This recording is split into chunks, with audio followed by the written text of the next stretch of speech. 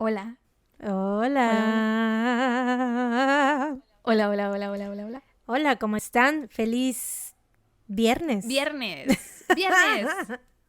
¿Cómo va la canción de No voy a trabajar? ¿Qué dicen viernes? Viernes. No voy a trabajar, Ah, no voy a no trabajar. voy a No voy a trabajar. No voy trabajar, a no voy a trabajar. trabajar. No voy a Bueno, trabajar. feliz jueves si son Patrons VIP, porque a los Patrons VIP siempre les toca un día antes el episodio. El episodio. Tienen ese privilegio. El ¿Cómo privilegio de están? mandar. Oigan, sabemos que el privilegio de mandar, sí, de mandarnos también a nosotros, porque somos totalmente sus esclavas. Sus perritas. No quería decir eso, pero bueno, sí, ¿No prácticamente. está más feo decir sus esclavas? No sé, depende. Bueno, son nuestros jefes. Así. Sí, porque te iba a decir algo que ya iba a entrar en debate. Ok, no lo hagamos. No hagámoslo. No hay que Sí, hacerlo. sí, te iba a decir algo que Better not. no, better not. Oigan, este episodio sabíamos que ya les habíamos dicho que no íbamos a hacer nada especial, entre comillas, para cada que hiciéramos episodios en múltiplos de 10. Pero esta vez pues las circunstancias se dieron para que este episodio fuera así. Lo vamos a partir en dos. Esta es la primera parte del episodio número 60, como ya lo vieron en el título, porque obviamente le vamos a poner parte 1, ¿no? Y parte 2 al segundo. Esto no sucedía desde hace años. Años. Creo que el último que hicimos fue el 30. ¿Que lo partimos en dos? No. Que hicimos un especial Ah, de que múltiplos hicimos de 10. especial, no, fue el 40, ¿no? El del multiverso, el que era de casos mexicanos. ¡Hala! Y justamente nos arrepentimos porque, o sea, técnicamente solamente el episodio 50 no ha sido especial. Porque en el 40 lo hicimos especial, pero nos arrepentimos porque fue como de casos, o sea, como que no, ya no nos gustó esto de hacer las temáticas. Tal vez porque como lo hacemos temático en Patreon siempre, los extras, ¿no? Entonces tal vez por eso.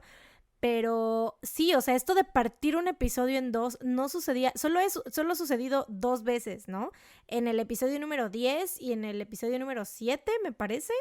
Y estas veces no ha sido planeada. O sea, no ha sido planeado esto de partirlo en dos para nada. O sea, más bien fue que era cuando TBT los grabábamos en persona y resultaron ser demasiado largos y tuvimos que cortarlos porque creíamos que la gente no nos iba a escuchar hablando durante 1 hora y 40 minutos o 2 horas Sí. seguidas. Y plot twist, ahora tenemos episodios normales que pues sí duran eso.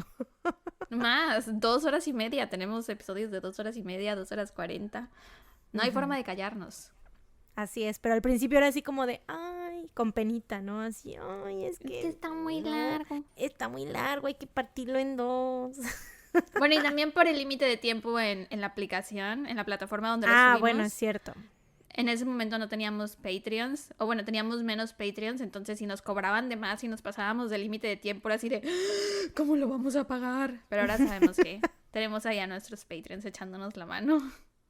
Así es, de hecho. Sí, ahorita por eso, o sea, ustedes que no son Patreons, de verdad deberían hacerle, o sea, sabemos que pues hay muchos de ustedes que no pueden, permitirse ese gasto, pero deberían de verdad hacerle un altar a los Patreons y alabarlos así como nosotras los alabamos, porque gracias a ellos es que sigue este podcast vivo realmente, porque sentimos ya obviamente un compromiso más grande cuando hay gente que nos está apoyando económicamente, ¿no? Sí. O sea, de por sí ya sentimos el compromiso de que sabemos que hay muchos de ustedes aquí, o sea, que ya se formó como una comunidad que nos escucha y que espera los episodios cada semana, pero, o sea, el tener a tantos Patreons, o sea, más de 200 personas que nos están apoyando económicamente, obviamente, pues es todavía más una responsabilidad para nosotras, ¿no? Que sentimos este compromiso más grande. Así es. De hecho, tenemos un altar de chicles, como el que Helga tiene de Arnold. Tenemos uno con la carita de cada uno de nuestros Patreons. Es muy grande el altar.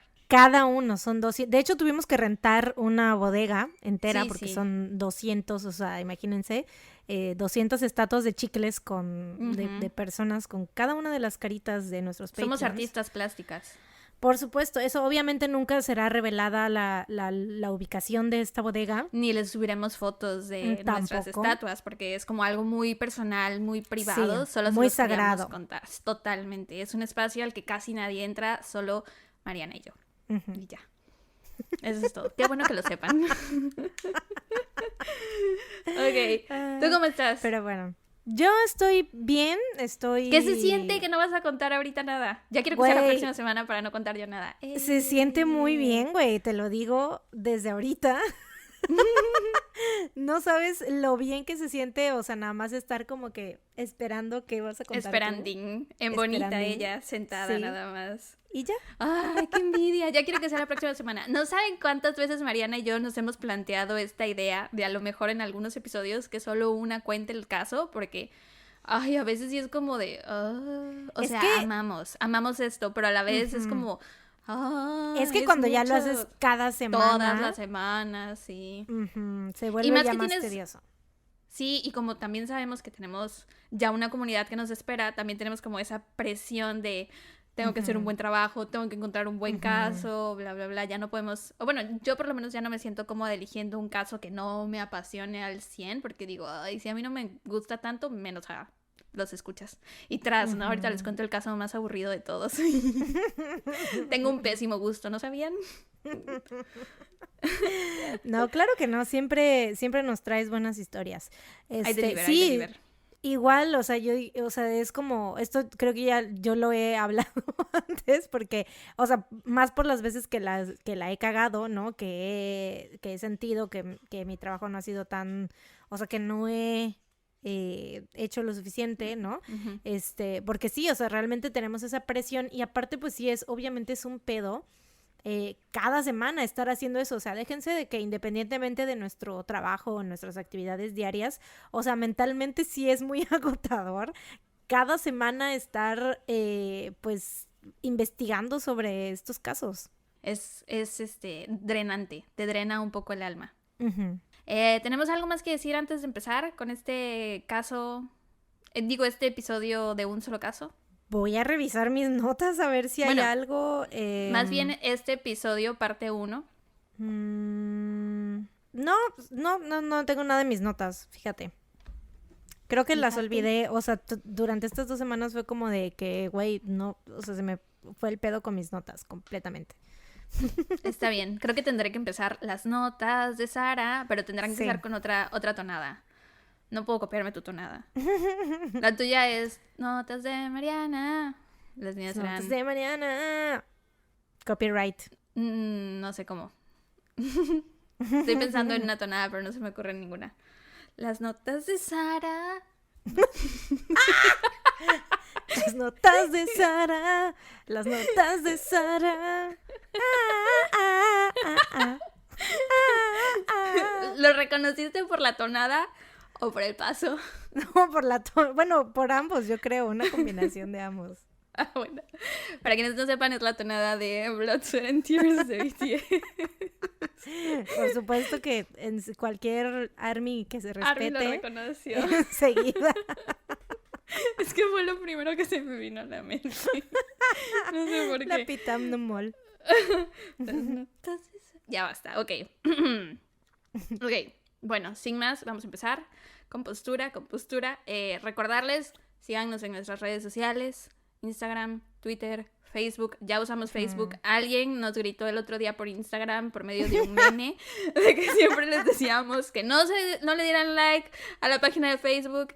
Y entonces los que ya le habían dado like, le quitaron el like. Y ahora que ya estamos usando Facebook, les decimos que le vuelvan a dar like. Y es así de, ¿qué coños quieren? Bueno, la respuesta es queremos que vayan a darle like a las cosas en Facebook. Ya no vamos a dejar de usar Facebook. No. Sí, o en cualquiera de nuestras redes sociales, cualquier red social que ustedes utilicen, porque ahí avisamos cosas como estas, por ejemplo, el episodio estuvo, o sea, atrasado. Que salió hoy viernes para todas las plataformas, entonces esto lo avisamos siempre en nuestras redes sociales cuando no hay episodio, cuando va a salir atrasado, cuando pase algún tipo de evento así espectacular o algo que esté fuera de... Esto es muy espectacular. Es muy espectacular.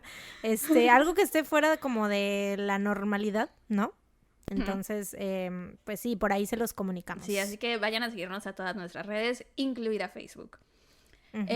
Y si pueden apoyarnos en Patreon, ya saben. El link El enlace está en la descripción. Exactamente. Ok, bueno, sin más, vamos a empezar. ¿Qué me traes?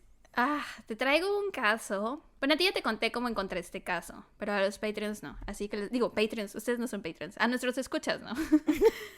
Sí. Es que ayer grabamos un mini y pues sí, para los Patreons, se nos quedó. Sí. Bueno, no les he contado a todos ustedes, solo le conté a Mariana. Encontré este caso por accidente hace meses que estaba yo buscando un caso en específico, pero no recordaba el nombre. Busqué el nombre que según yo era del caso y encontré este y lo empecé a escuchar y me quedé así, chale, pero este no es lo que yo estaba buscando, pero aún así me gustó. Y lo he guardado porque es muy largo, muy largo.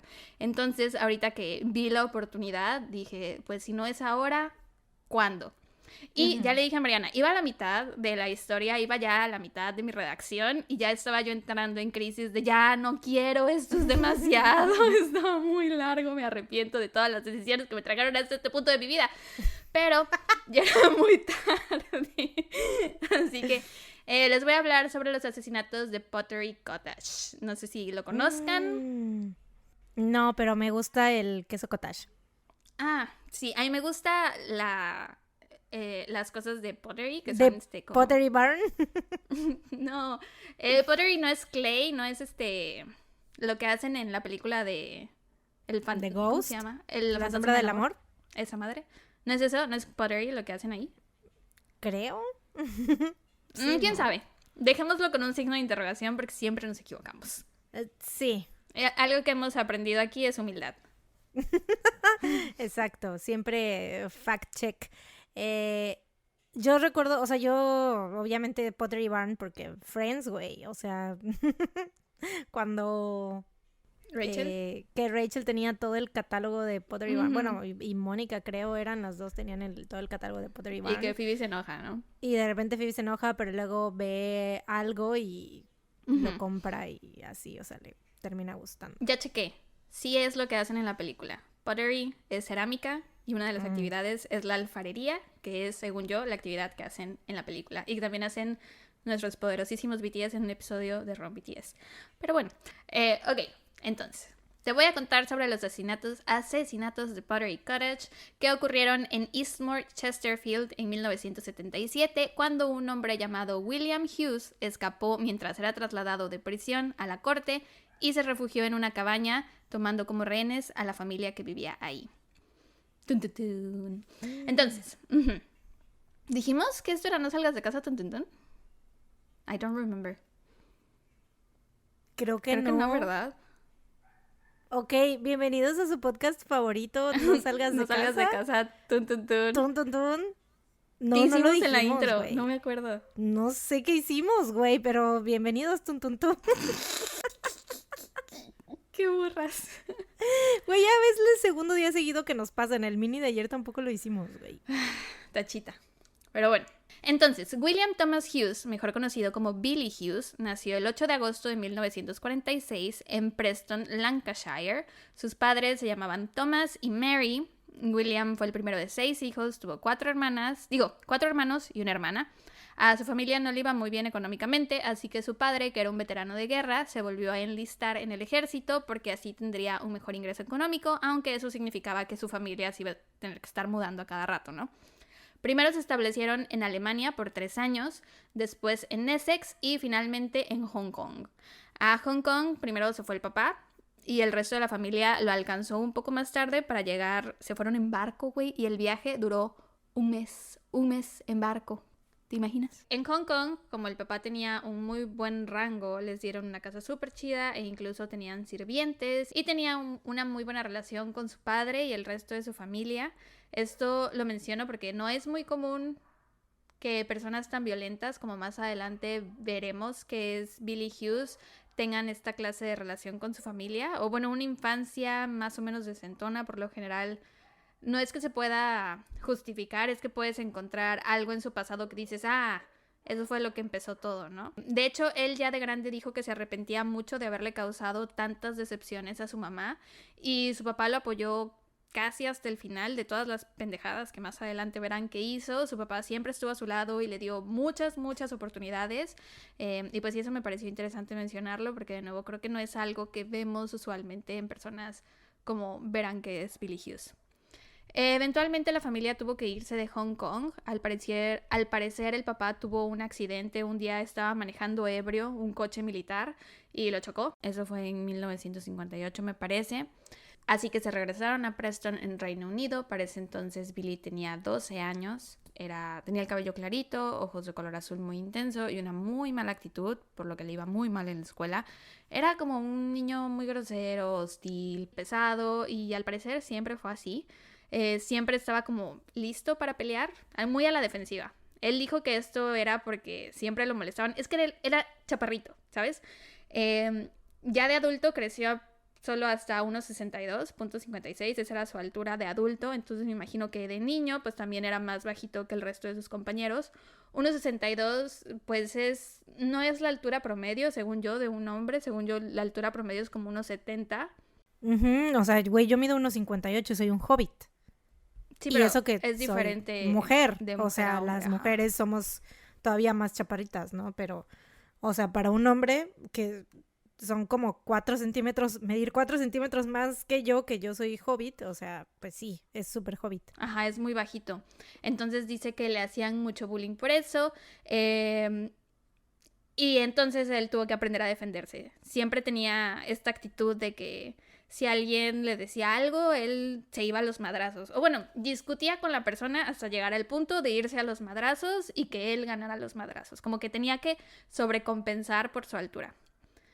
Y bueno, aparte de las presiones en la escuela, al ser el hijo mayor de padres trabajadores, le tocaba hacerla de niñero muchas veces. Le tocó tener responsabilidades que probablemente no le correspondían y esto él lo resentía demasiado. Resentía mucho que sus papás lo hicieran cuidar a sus hermanos todo el tiempo y la única forma que encontró de desahogarse o de desquitarse, rebelarse, yo qué sé, fue empezando a cometer crímenes tontos o petty crimes, o sea, empezó a robar cositas en las farmacias, etc. Para cuando tenía 15 años ya había dejado la escuela, había abandonado por completo sus estudios y estaba en libertad condicional, güey, a los 15 años, libertad condicional por robo.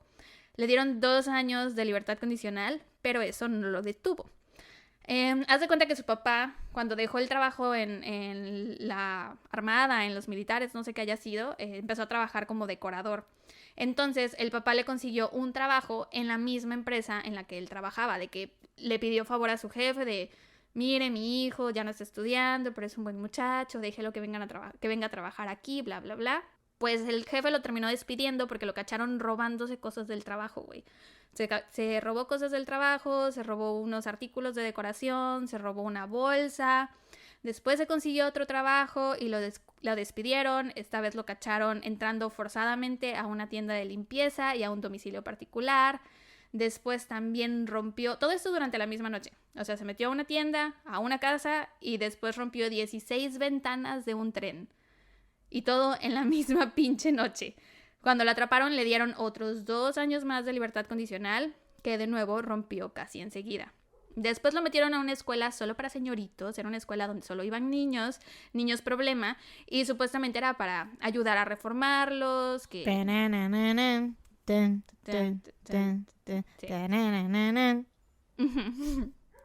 Era para niños problemas como Billy.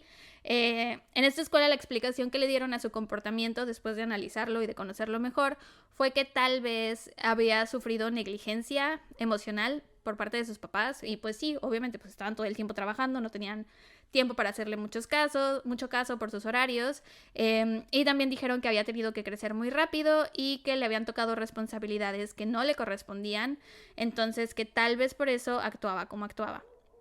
En 1963 salió de esta escuela y cometió 3 robos más, así que lo mandaron a otra escuela para reincidentes, pero esta ya era su última oportunidad, la última parada antes de llegar definitivamente a criminalolandia o algo así, ¿no? O sea, después, si salía de esta escuela y volvía a reofender, ya se iba a prisión. Ya lo iban a juzgar como adulto, pues ya no había otra oportunidad. En esta escuela era obligatorio participar en distintas actividades y cursos. Hughes tomó un curso de soldadura, pero no le fue muy bien.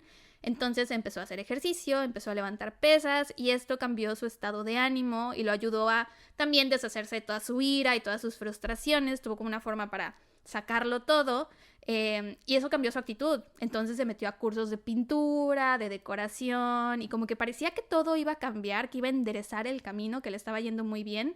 Como a canalizar toda su energía, pero de una manera positiva, ¿no? Ándale, exactamente. Aparte, pues, el hacer ejercicio le ayudó mucho con su autoestima. Él estaba muy acomplejado por su estatura, entonces se estaba poniendo un poco fortachón y pues se sentía más guapo. Mamado, y siempre... mamado.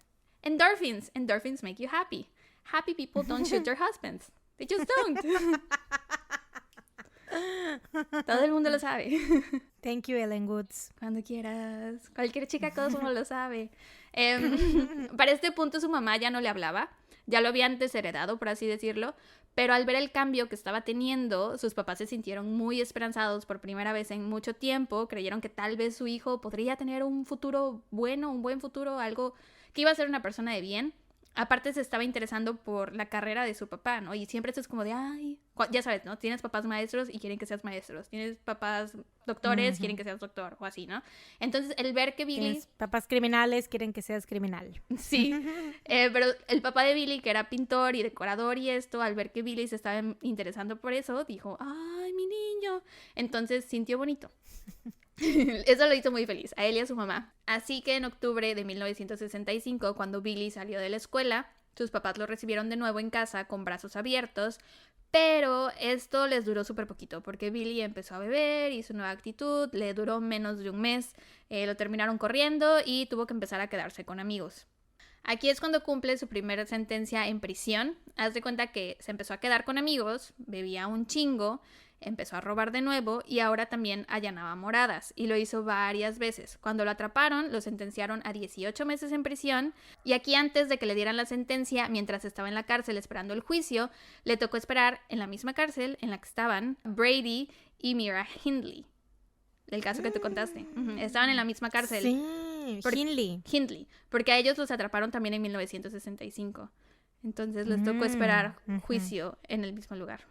Me pareció que lo considerarías interesante. Caso de episodio extra para nuestros bellos, chulos, preciosos Patreons. Parejas por asesinas. Si quieren escuchar ese caso, parejas asesinas, Bradley y Myra Hindley. Sí, vayan a escucharlo. Hughes sale libre en junio de 1967, pero se robó unas tuberías de cobre y le dan otros 2 años más de sentencia. O sea que solo estuvo libre 6 semanas, güey. Güey, es que, o sea, ese vato era cleptómano, o sea, real no podía parar de robar, o sea, era como que robo. Tras robo, no tras importa robo. No importaba qué le hicieran, el vato seguía robando, güey, no era como que sus papás, pues no estuvieran ahí como que al tanto de él, ¿no? Sí estaban al tanto de él, o sea, aunque estuvieran trabajando y eso que no le prestaran tanta atención, pero pues no tenía malos padres tampoco, ¿no? O sea, no le prestaban atención no porque no quisieran, sino porque alguien les tenía que dar de comer. Desafortunadamente tenían que salir a trabajar, no había de otra. Pero sí, así se la llevó. Siento que si les digo cada vez que lo arrestaron o que lo metieron a prisión y cada crimen que cometió se nos va a ir la vida aquí, porque neta fueron muchas veces de que lo metían, salía y enseguida lo volvían a meter por pendejadas. Pero ya se pueden ir dando una idea más o menos de cómo el vato no dejaba de cagarla. O sea, tuvo muchas oportunidades para arreglar su vida. Su papá le consiguió un trabajo, lo metieron a 2 escuelas correccionales y simplemente no daba una. Pues es que, güey, cuando no quieres que te ayuden, pues ¿cómo? Sí, la verdad es que él tenía problemas de salud mental que nunca fueron atendidos. En una de las tantas veces que le tocó aparecer frente a la corte, haz de cuenta que él tenía una novia. La novia lo había terminado porque ya estaba harta de que el tipo se la pasara en la cárcel. En ese momento ella estaba embarazada de su bebé. Y un día le tocó aparecer a Billy frente a la corte. Haz de cuenta que el juez estaba hablando, dando su sentencia, qué sé yo. Y de pronto Billy se paró, sacó una navaja que traía en uno de sus bolsillos y se cortó las muñecas y el cuello. O sea, te digo, en medio de la corte, güey, te digo que tenía problemas de salud mental sin atender. Claramente. Esto lo hizo porque él era de esos novios manipuladores de si me dejas, me voy a matar y va a ser tu culpa y vas a cargar con esto por toda tu vida, entonces no me puedes dejar, bla, bla, bla. Más adelante les voy a hablar sobre cómo era con sus parejas, pero, o sea, ya se pueden ir dando una idea de que era una basura manipuladora, abusiva y violenta. Tristemente no se murió ese día que se cortó las muñecas y el cuello. Lo llevaron al hospital y le dieron 5 puntadas, güey. 5 puntadas en el cuello y 4 en cada muñeca.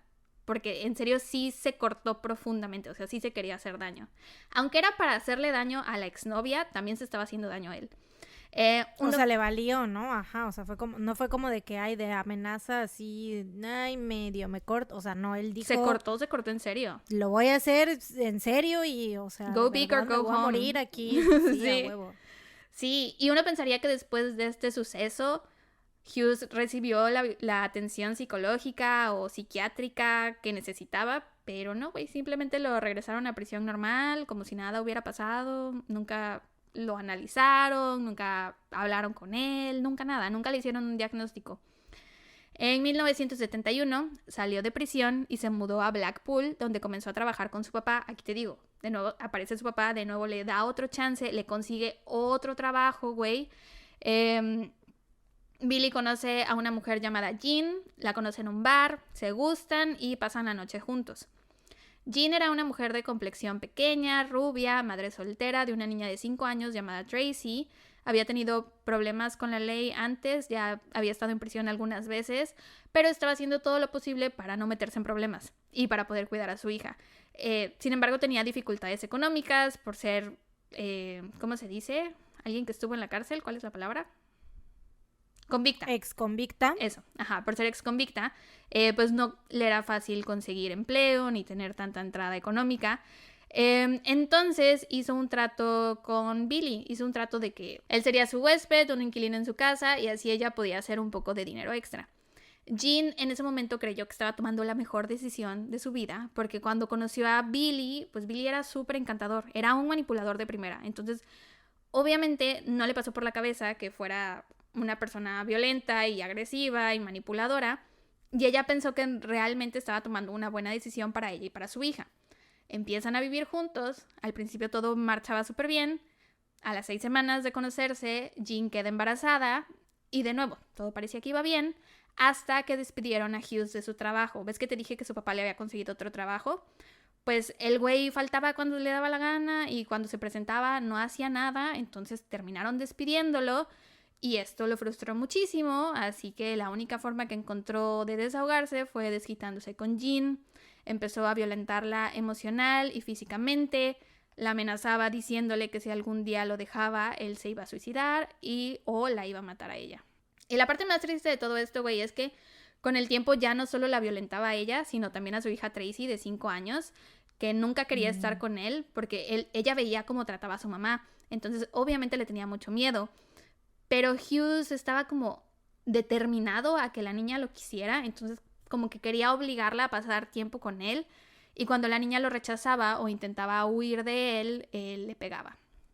En 1972 los vecinos llamaron a la policía después de escuchar gritos y llantos, lo arrestaron y en la corte él dijo que solo le había dado una cachetada a la niña y eso es porque la niña se estaba portando muy mal, que era una grosera y que Jean, su madre, no sabía disciplinarla, entonces que por eso él había tenido que intervenir y darle una bofetada a la niña, ¿no? Sin embargo, lo que él decía no correspondía con los análisis médicos y es que la niña tenía las costillas rotas, güey. O sea, a nadie se le rompen las costillas de una bofetada, no me chingues.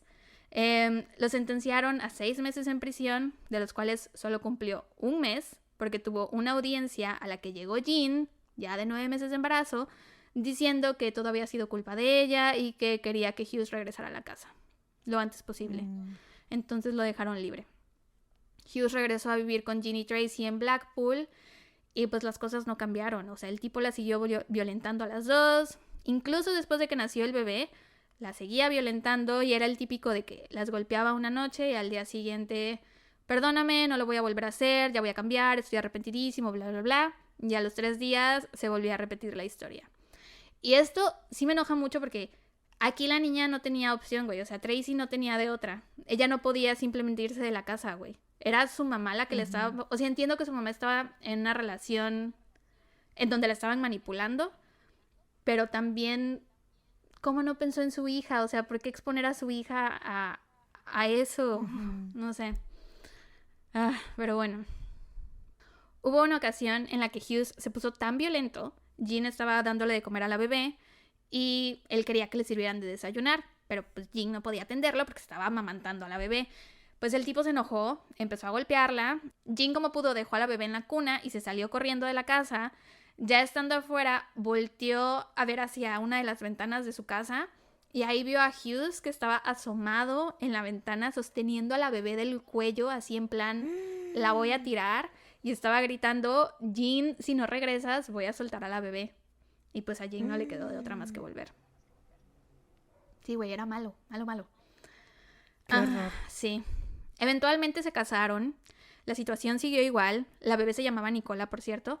A ella nunca la atacó, nunca le puso un dedo encima. Solo hubo una ocasión en que la niña estaba como molestándolo mucho y él la empujó, que también está horrible, ¿no? Pero bueno, a ella fue la que le tocó la parte menos violenta de Hughes. Todos los golpes se los llevaban Jean y Tracy. Hughes tuvo varias aventuras, varias amantes. Jean lo sabía y en una ocasión lo confrontó, le dijo así de... Porque en esa ocasión andaba con una señora en especial, ¿no? Tuvo varias novias, pero en ese momento tenía una novia en especial. Y Jean lo confrontó, le dijo que quería que dejara a su amante, que era una mujer llamada Teresa, pero Hughes se negó y lo que hizo en su lugar fue dejar a Jean. Hizo sus maletas y se fue de la casa y uno pensaría, wow, Jean ya se libró de él, bravo, qué felicidad por ella y por Tracy, pero no, porque aunque la dejó y ya no estaba con ella como pareja, de pronto aparecía nada más para chingar. Jean tomó a las niñas y se cambió de casa, se fue a vivir con 2 mujeres más, una de ellas se llamaba Alice y era su mejor amiga, y la tercera mujer nunca encontré su nombre, creo que ella siempre quiso ser como anónima en la historia, pero bueno, el punto es que estas mujeres eran madres solteras también, tenían a sus hijos y decidieron irse a vivir juntas con sus hijos a un departamento de 3 habitaciones, y el chiste es que se iban a ayudar entre ellas con el trabajo, los niños, la limpieza de la casa, etcétera. Mientras una estaba en la chamba, la otra limpiaba, la otra atendía a los niños y tenían un sistema, ¿no? Que se iban rotando, lo cual me parece como una muy buena idea. Vivían como en comuna, por así decirlo. Te digo, aunque Hughes ya no estaba con Jean, de pronto llegaba a visitarla nada más para pelear, y obviamente a Alice y a la otra mujer no les gustaba esto porque pues también estaban sus niños en la casa y Hughes llegaba a alterarlo todo. Entonces, hubo una noche en que Hughes llegó a casa de las mujeres y llegó con un hacha. Lo primero que hizo fue cortar el teléfono. En ese momento, en la planta alta de la casa estaban Jean, Alice y los niños, y abajo solo estaba la tercera mujer.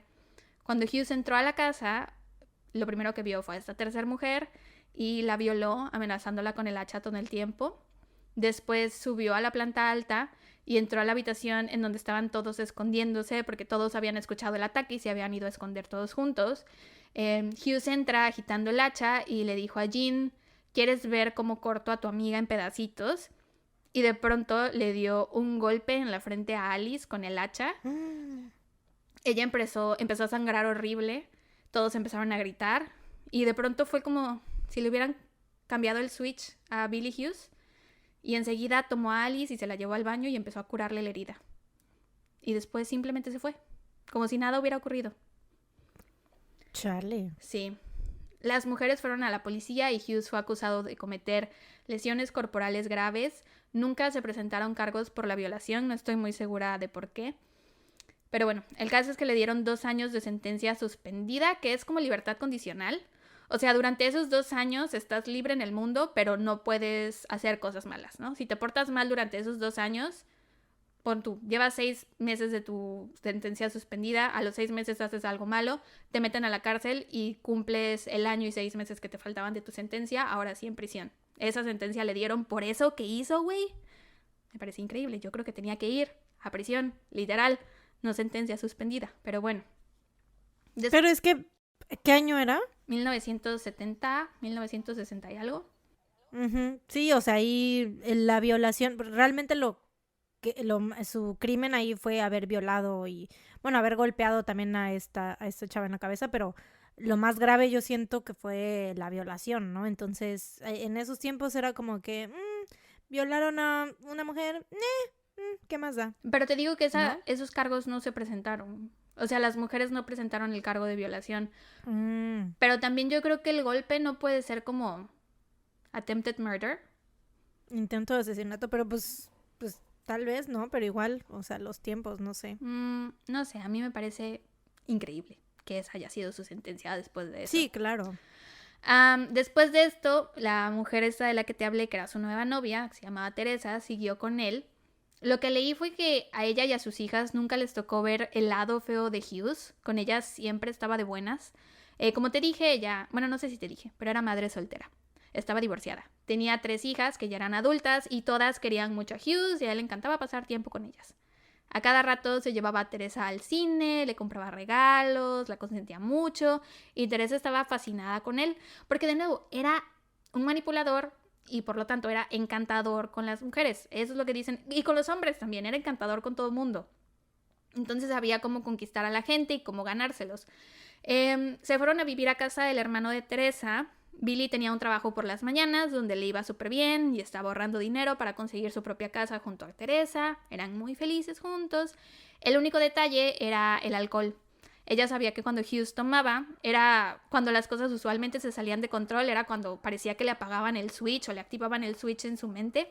Muchas personas que lo vieron alcoholizado, decían que le cambiaba totalmente la mirada, que era como si hubiera otra persona detrás de sus ojos. En agosto de 1976, cuando llevaban como 10 meses juntos, entonces cuando me preguntaste el año hace rato, era 1975.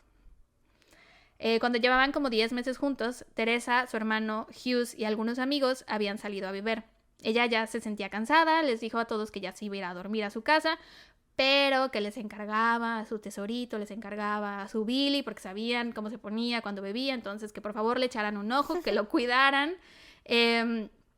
Todos le dijeron que sí, que no había pedo, que ellos lo cuidaban, que se fuera a descansar tranquila, pero después de un rato todos terminaron por irse y dejaron a Hughes solo en un bar. Entonces, ya eran como las 2:30 de la mañana, Hughes estaba en el bar, súper borracho, y vio a una chica que le pareció muy guapa, así que se le acercó en plan de ligue, ¿no? Se la quería ligar. Pero después apareció el novio de la chava y le dijo algo como de, oye, ¿sabes qué? Viene conmigo, piérdete, déjanos en paz, yo qué sé. La pareja se quedó un rato más en el bar, bailando y bebiendo, y un poco más tarde decidieron irse a casa. Empezaron a caminar y se metieron a un callejoncito a besarse, cuando de pronto apareció Hughes con un ladrillo en la mano y golpeó al chavo en la cabeza. El chavo cayó al piso desmayado y Hughes agarró a la chava y se la llevó a otro callejón en donde la violó. Estos chavos, este chavo y chava, son anónimos, de nuevo no encontré los nombres, supongo que también prefirieron no ser parte de la historia, no sé. Y pues ellos ya ni siquiera estaban pensando en el tipo que se le había acercado a la chava en medio del bar para bailar con ella. De verdad habían pasado horas desde que eso había ocurrido y Hughes solo los estaba esperando para atacarlos. Entonces se lleva a la chava a otro callejón en donde la violó. Después de esto la chava corrió de regreso al bar, se metió a uno de los baños y ahí se quedó escondida hasta que la policía la encontró. Porque ves que al novio lo golpeó y el novio quedó desmayado. Bueno, cuando se despertó fue enseguida a alertar a la policía, así que todos andaban buscando a esta chava. Se hizo un dibujo del atacante y se asignaron 25 oficiales al caso. Cuando Hughes fue atrapado, dijo que sí, que él había golpeado al chavo, pero que había sido en defensa propia. Él había empezado, entonces que él se tenía que defender y por eso lo había golpeado, y que no había violado a la chava, que había sido sexo consensuado. O sea, que la chava voluntariamente se había ido con él para tener sexo y que después de que habían terminado de tener sexo se quedaron todavía un rato acostados y platicando y shalala, porque todo había sido con consentimiento. Ajá. Billy Hughes fue enviado a la prisión Leicester, no estoy segura cómo se pronuncia. Lo mandan a esta prisión. Después de esto, un día Teresa, que era la novia, lo va a visitar y le dice, yo me voy a quedar contigo en las buenas y en las malas, yo voy a estar aquí para ti, bla, bla, bla. Hughes le juró que era inocente y que iba a pasar su tiempo en prisión intentando probar su inocencia, pero a los pocos meses Hughes recibe una carta de Teresa en donde le decía así de, ay, ¿sabes qué? Ya lo pensé bien, ya no quiero estar contigo, y ¿sabes qué? Me voy a mudar, ya no me busques. Sayonara. Entonces, el 3 de diciembre de 1976, Billy Hughes estaba trabajando en la cocina cuando un cuchillo de 22 centímetros se perdió de la cocina. El oficial que estaba a cargo se dio cuenta de esto, de la prisión. De la prisión de Leicester. El oficial que estaba a cargo de esto se da cuenta de lo que pasó, activó la alarma y notificó al departamento de seguridad de la prisión. Habían varios prisioneros trabajando ese día en la cocina, así que los revisaron a todos, revisaron sus celdas, toda la cocina, los restos de la comida, los desperdicios que ya se habían tirado a la basura. Se buscó el cuchillo por todas partes, pero nunca fue encontrado. Y ahí se quedó todo. Solo se hizo un registro del incidente, anotaron en una bitácora que un cuchillo de la cocina se había perdido a tal hora y que lo habían buscado, pero pues que no lo habían encontrado. La mayor parte de los guardias de esa prisión ni siquiera se enteraron de lo que había pasado. En ese entonces habían tenido muchos reportes de abuso sexual o de conducta sexual inapropiada por parte de los oficiales hacia los prisioneros, y a los guardias obviamente esto no les convenía, por lo que cuando les tocó cachear a los prisioneros, buscarlos, revisar. No es cachear, hasta lo busqué. Bueno, vamos a asegurarnos. Cachear, registrar a una persona palpándola por encima de la ropa que lleva puesta para averiguar si esconde objetos que se consideran prohibidos como armas, drogas, etc. Es cachear. O bueno, a lo mejor catear es un sinónimo, no sé, pero sí se dice cachear. Bueno, sí, el punto es que cuando les tocaba cachearlos o revisarles que trajeran algo, no se sentían tan cómodos realmente tocándoles cada rincón de su cuerpo, porque temían que les fueran a reportar por acoso sexual o algo por el estilo. Y entonces cuando el cuchillo se perdió, sí revisaron a los prisioneros, pero no a fondo, ¿sabes? Y de haberlo hecho, no estaría yo aquí contándoles esta historia. Para sacar el cuchillo de la cocina... ¿Lo traía metido en el culo? Sí. Bueno, no en el culo, en la ropa interior. Para sacar el cuchillo de la cocina... Yo me lo estoy imaginando así, o sea, lo traía metido entre las nalgas. Se abrió los glúteos, insertó el cuchillo... Metió, pero del lado filoso... Y lo cerró. Ahí, porque mi mente, pues, esto obviamente le dolió. No fue de gratis. Es más, insertó el cuchillo en su ano. No es cierto. La bestia. Gráfico. Tú querías que le doliera. Para sacar el cuchillo de la cocina, Billy Hughes lo envolvió y se lo metió en los pantalones, dentro de su ropa interior. Yo me imagino que se lo metió por delante, por donde va el pene. Pero bueno, si tú te lo quieres imaginar por la parte de atrás, está bien. Es mejor no hay que imaginarnos eso. Solo digamos que se lo metió en la ropa interior. Ya que lo pensé, better not. No quiero ir ahí. Me quiero quedar aquí en donde estoy. Se lo metió en su ropa interior y después lo escondió en su celda, dentro de su colchón, separando el relleno de la cama. Metió el cuchillo hasta el fondo, en donde solo él podía alcanzarlo. Y ningún guardia lo encontró en ese momento que se hizo la búsqueda del cuchillo, ni en las búsquedas que hacían regularmente en la prisión, ¿no? Pues que, bueno, según las series hacen muchas búsquedas todo el tiempo. Nunca lo encontraron. El miércoles 12 de enero de 1977, cuando ya todo el mundo se había olvidado de lo del cuchillo, ya había pasado más de un mes, Hughes tenía una audiencia ese día y se metió de nuevo el cuchillo dentro de su ropa interior. Como le tocaba ir a la corte, podía andar de civil, se puso un pantalón de vestir, una camisa floreada y un chaleco de seda. Esa mañana le llamó por teléfono a Teresa. Le pidió que fuera a verlo a la corte, por favor, pero ella le dijo así de, no me vuelvas a llamar, no quiero saber nada de ti. Es más, ¿cómo conseguiste mi teléfono? Yo ya me mudé, no me busques, no me hables, bla, bla, bla. Y esto hizo que Billy se enfureciera horrible. Y lo único en lo que podía pensar era en que se quería vengar de ella. Después de recibir esta llamada, Teresa se quedó muy inquieta porque ella, pues de nuevo, ya se había mudado, no sabía cómo Billy había sacado su teléfono, de dónde, tenía miedo de que la fuera a buscar a su casa, aunque ya sabía que estaba en prisión, de todos modos le daba miedo. Pero bueno, una vez más, se supone que los guardias lo tenían que cachear, pero pues fue un cacheo bastante superficial por temor a las quejas de acoso sexual. Y aparte los oficiales no creían que Billy Hughes fuera peligroso, güey. Durante el tiempo que estuvo en prisión fue un prisionero ejemplar, prisionero modelo, prisionero del año. Más tarde se supo durante la investigación oficial del servicio penitenciario, que la policía le había dado a la prisión Leicester información mínima sobre Hughes. No les habían proporcionado un registro completo de sus condenas previas o de su historial de custodia previo. Entonces, el departamento responsable de categorizar a los presos lo designó como preso categoría B, que son los que no requieren de máxima seguridad y que no es posible o es muy poco probable que se escapen. No creemos que se vayan a escapar. Ahora, en el registro de las condenas anteriores de Hughes estaba literal escrito que era de naturaleza violenta y que podría intentar escapar. Pero de nuevo, estos papeles no llegaron a Leicester hasta mucho después. La categoría que le tuvieron que haber asignado era la A, que es la que corresponde a prisioneros que supondrían una mayor amenaza para el público, la policía y la seguridad nacional en caso de que escapen. Un prisionero categoría A jamás estaría trabajando en la cocina con cuchillos o armas filosas. Y aunque no lo hubieran considerado categoría A, yo creo que por el hecho de haberse intentado suicidar en una corte, ¿cómo lo pusieron a trabajar con cuchillos? O sea, ya hay a lo mejor no peligro para los demás, pero también peligro para él. No sé, estuvo como muy raro todo eso. Pero bueno, regresando a la historia. El oficial encargado de llevar a Hughes a la corte ese día era Don Sprintle.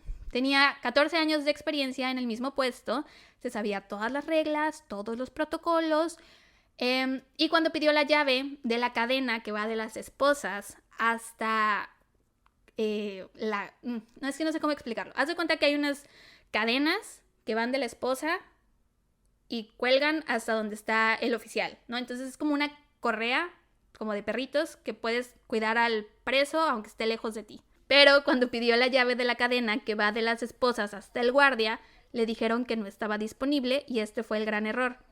Don y Ken Simmons, que era el otro oficial, salieron de la prisión con Hughes a esperar un taxi. Ese día estaba nevando horrible. Fue una de las peores tormentas en toda la historia del Reino Unido. Normalmente para transportar a prisioneros lo que se usaba eran los autobuses de la prisión, pero por el clima ese día no sé por qué los autobuses no estaban funcionando.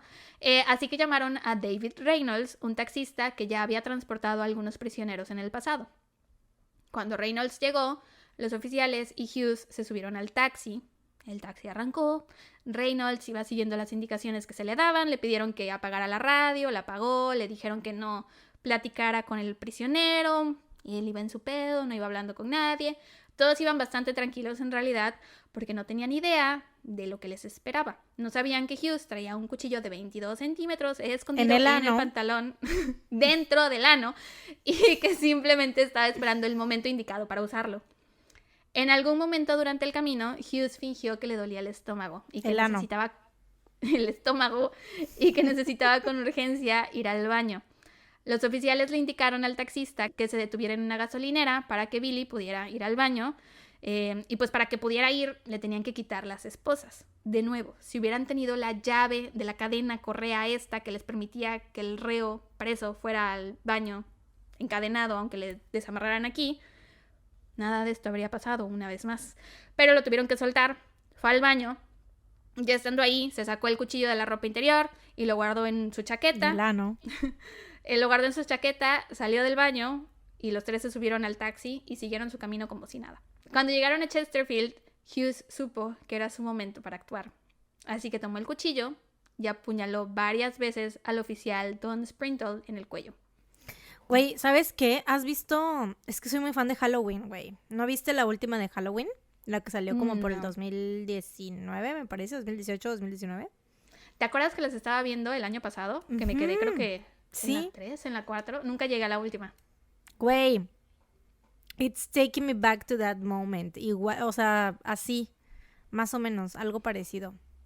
A mí me recuerda más bien a Animales Fantásticos, los crímenes de Grindelwald. ¿Qué pinches crímenes cometió? ¿Quién sabe? Pero ves cuando transportan a Grindelwald en la carroza esta, ¿por qué? ¿Quién sabe? Se les ocurrió transportarlo en esta carroza en lugar de usar los polvos estos mágicos. Mira, a eso me recuerda. Esa película la tengo bloqueada de mi mente. Es una basura. Y por eso ya no recuerdo nada. O sea, la vi una vez y no la volví a ver y es tan mala que la bloqueé de mi mente, güey. En serio, no tengo recolección de esa escena que me acabas de decir, güey, te lo juro. Yo también la vi solo una vez, pero la odié tanto que la recuerdo casi completa, porque así puedo decirle a la gente por qué es tan mala. Uh-huh. Recuerdo casi todo lo que pasó para decirles, no, es que cómo fue que pasó esto y esto que no tiene sentido, ¿verdad? Por eso recuerdo la película. Mi coping mechanism fue lo bloqueo, me olvido, adiós. No sucedió, güey. En esta versión del multiverso. En tu versión. En mi versión del multiverso, güey. Esa película no pasó. Güey. Es que no debió pasar, no debió existir. No. Alguien debería viajar en el tiempo y deshacerse de esa película, borrarla de la historia. Sí, güey, porque es una por basura. favor, alguna de nuestras variantes tiene que hacer eso. Ay, no viste Loki, ¿verdad? No, no la he visto. Bueno, quienes hayan visto Loki entenderán la referencia. Pero básicamente pues, alguna de nuestras versiones de otro multiverso no es tan viajará en el difícil de tiempo y romperá la línea sagrada del tiempo y evitará que los crímenes de Grindelwald pasen. Ocurra, sí, guácala.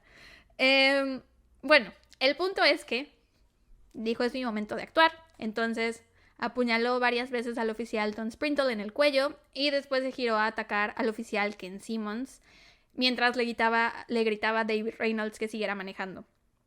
Logró quitarle las llaves de las esposas al oficial Sprintle, se quitó las esposas y después hizo que Sprintle se pasara al asiento de atrás, donde lo esposó junto al oficial Simmons y él se pasó al asiento del copiloto, donde usó su cuchillo para amenazar a Reynolds y que éste no dejara de manejar. Estaba intentando encontrar la dirección de Teresa, había leído en el directorio, porque ahí encontró su teléfono, obviamente, en el directorio también encontró su dirección, y sabía que estaba en Chesterfield, y pues estaban buscando la dirección, solo que él no conocía a Chesterfield, y el taxista tampoco, y pues Hughes se desesperaba y le gritaba así de, güey, eres taxista, ¿cómo es posible que no encuentres una dirección? Tú te sabes todas las calles, bla, bla, bla. Y el pobre taxista así de, güey, no, yo nunca ando por aquí, mientras atrás los dos pobres oficiales estaban desangrando. Eventualmente Hughes se hartó y decidió cambiar el plan, ya no quería encontrar a Teresa, simplemente le dijo a Reynolds que manejara hacia las afueras de la ciudad, hacia un área más rural. Mientras tanto, recordemos que estaban en medio de una de las peores tormentas en la historia del Reino Unido. No era fácil andar manejando en ese momento, no se veía casi nada. Después de un rato Hughes le ordenó a Reynolds que detuviera el auto, le dijo que se bajara y que corriera por su vida. Una vez que Reynolds se fue, Hughes bajó a los dos oficiales del taxi y los dejó tirados en la nieve y se fue con el taxi. Por suerte, los 3 hombres fueron encontrados como a los 5 minutos, porque si no, yo creo que sí se hubieran muerto congelados. El dueño de un pub o por desangrados, güey. O desangrados, así es. El dueño de un pub por ahí cerca los vio y llamó a la policía. Los 2 oficiales sobrevivieron, estuvieron hospitalizados, pero afortunadamente sus heridas no fueron tan graves y pues el taxista no le hizo nada, entonces también sobrevivió. Mientras tanto, Billy no logró llegar muy lejos, porque de nuevo estaba nevando horrible, y en una de esas el coche se le patinó y lo estrelló contra una pared. El taxi fue encontrado como a los 45 minutos de que Hughes escapara, el motor seguía caliente, pero no había señales de él por ninguna parte. A las 10:25 de la mañana, el incidente fue reportado a todas las patrullas para que estuvieran pendientes de un peligroso prisionero que se había escapado, que lo más seguro era que se hubiera robado otro coche y que probablemente tenía un cómplice. Creían que lo más seguro era que Hughes se hubiera dirigido hacia el pueblito más cercano porque todos los caminos estaban llenos de nieve y les parecía una locura, que alguien caminara por los caminos durante esa tormenta, entonces decían, tiene que estar aquí en un radio súper cerquita. Y pues Billy Hughes no era la persona más cuerda del mundo. Claro que él decidió recorrer los caminos llenos de nieve, atravesó un pequeño río incluso, en medio de la tormenta, el agua estaba helada, pero la suerte lo recompensó porque vio una pequeña cabaña que tenía humo saliendo de la chimenea con una mujer de la tercera edad en la cocina. Tomó 2 hachas que encontró en la cochera junto a la cabaña y entró. En la cabaña vivían Arthur y Amy Minton, que eran esposos y tenían como 75 años más o menos. Su hija menor Gillian, de 39 años, con su esposo Richard Moran, de 42, y la hija de estos 2 últimos, Sara, que tenía 10 años. Sara. Pero es Sara con H. Yo soy Sara sin H. Aunque hay gente que lo escribe con H. A pesar de que claramente en todos lados todas lo escribo. tus redes sociales está sin H. Sí. A ver, yo pienso que a lo mejor se confunden con el apellido. ¿Qué? Supongo que vas a poner la foto de estas personas, o no sé si vayas a poner la foto, pero a ver si no dicen que te pareces también. Bueno, porque yo como que todo mundo... Yo cuando vi la foto de la niña del último episodio, perdón, también pensé que me parecía, pero me pareció de mal gusto comentarlo, porque dije, es una niña entonces que sí se crees murió. que te pareces. Yo quería saber qué pensabas al respecto, porque no es la primera vez que dicen, güey. La primera vez no sentí que me pareciera, la segunda sí. Pero no, ya van como 3 veces que sucede, ¿no? O sea, una fue con una niña, otra fue con un niño. Es Tengo como una cara de, muy común. ¿por qué quieren encontrarte? O sea, así de, güey, se parece a Sara. Sí, se parece a Sara. Este también se parece a Sara. Y esta también se parece a Sara. Todos se parecen a mí. Todos los niños No, pero que salgan en este podcast se van a parecer a ti. De todas las ocasiones que esto ha pasado, yo solo recuerdo 2. La única que yo siento que sí fue con esta niña. De hecho, yo vi la foto y dije, no mames, soy yo. Se parece a mí. ¿Cuándo me tomaron esa foto? Pero de nuevo no quise comentar porque se me hizo como de insensible. Por eso no dije nada. Pues sí, pero ya cuando la gente lo comentó fue así de, sí, lo sabía. Claro. Más claro ni el agua. Pero bueno. Ajá. Sara, que tenía 10 años. En el momento en que sus caminos se cruzaron con Billy Hughes, Richard era director de ventas de un fabricante de plásticos, Gillian trabajaba como secretaria en una firma de contadores y Sara sobresalía en la escuela primaria local, mientras que los Mintons, Mintons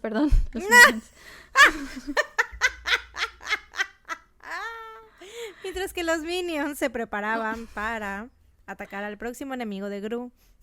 Mientras que los Todo Mintons... esto pasaba así, en paralelo. Mientras que los Mintons estaban jubilados. Los Minton vivían en una parte de la cabaña y en otra parte vivían los Moran. Tenían una puerta corrediza que juntaba ambas partes de la cabaña, o sea, estaban juntos pero no revueltos. En la casa también vivían 2 perritos, un gatito y un conejo.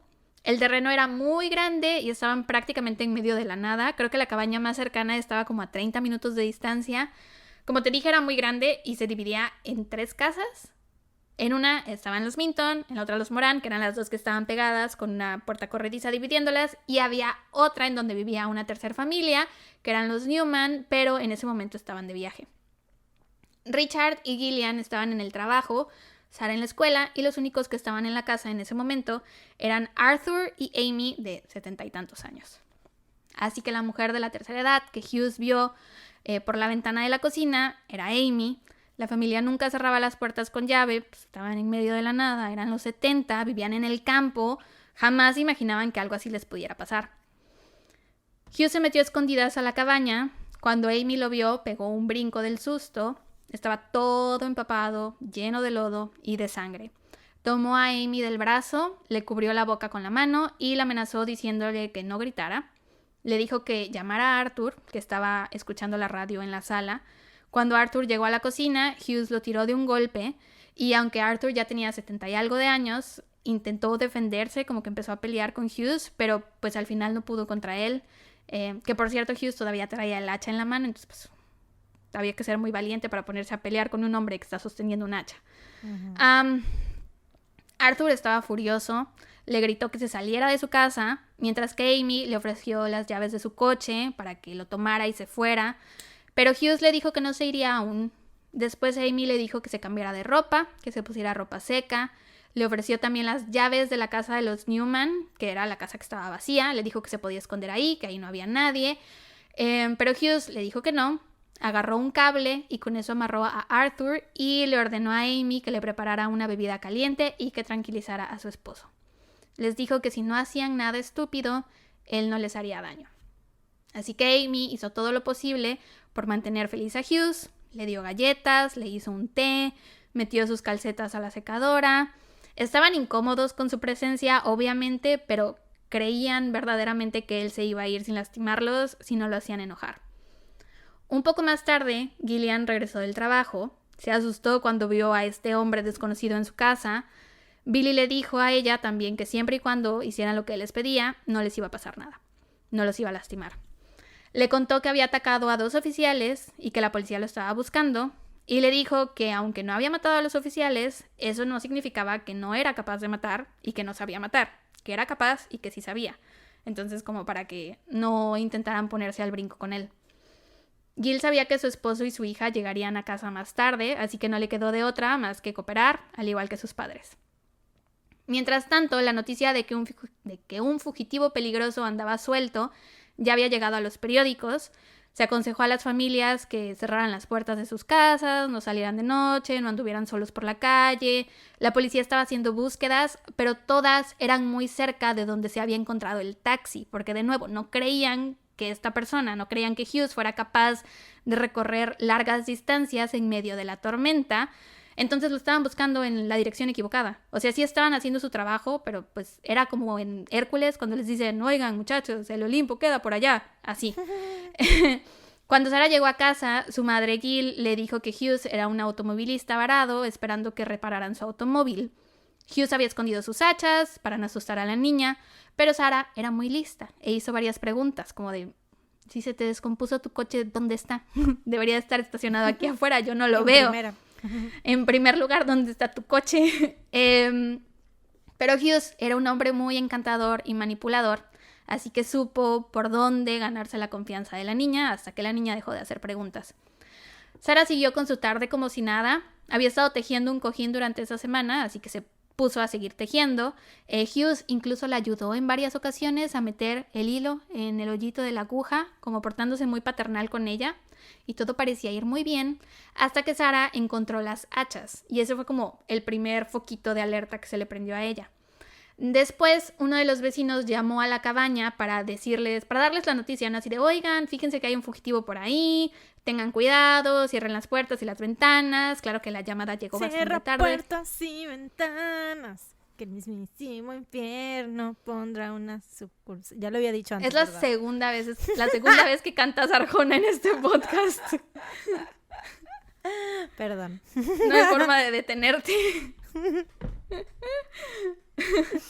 Ay, qué horror. Qué horrible persona. Soy una horrible persona. ¿Para qué te digo que no? Sí, es cierto. Sarangue. No es cierto, sí es cierto. No es cierto, sí es cierto. Es cierto. Tal vez con horribles gustos, pero nada más. No es cierto. A mí también me gustan algunas canciones de Arjona. ¿Horribles gustos? Excuse me.